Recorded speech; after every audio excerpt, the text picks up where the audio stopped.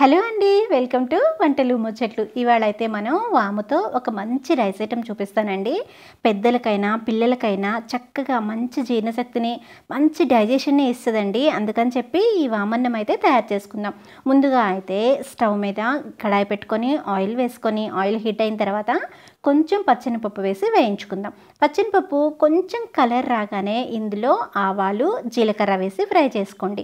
ఆవాలు జీలకర్ర కూడా కొంచెం ఫ్రై అయిన తర్వాత సన్నగా తరిగి ఉంచుకున్న మిర్చిని కొంచెం కరివేపాకును వేసుకొని ఫ్రై చేసుకుందాం. అది కూడా ఫ్రై అయిన తర్వాత కొంచెం పసుపు వేసుకుందామండి.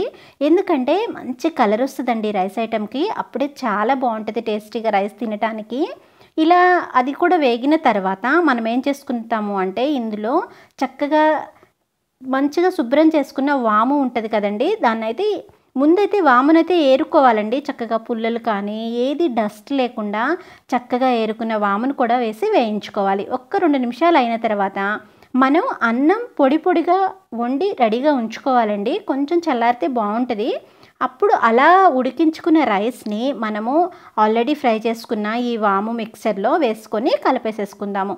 చక్కగా చూడటానికి మంచి కలర్ తోటి తినడానికి కూడా చాలా బాగుంటుందండి. హెల్త్కి కూడా చాలా మంచిది. దీనిలోనే ఇప్పుడు రుచికి సరిపడా ఉప్పు కూడా వేసుకుందాము.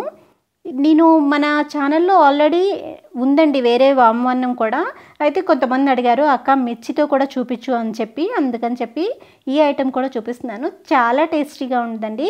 డెఫినెట్గా ట్రై చేసి ఎలా ఉందో నాకు కామెంట్ చేసి చెప్పటం అయితే మాత్రం అస్సలు మర్చిపోవద్దండి. ఈ వీడియో మీకు నచ్చినట్లయితే తప్పకుండా లైక్ చేయండి, షేర్ చేయండి. రెసిపీ ఎలా ఉందో కామెంట్ చేయండి. మళ్ళీ మంచి వంటతో మీ ముందుకు వస్తా.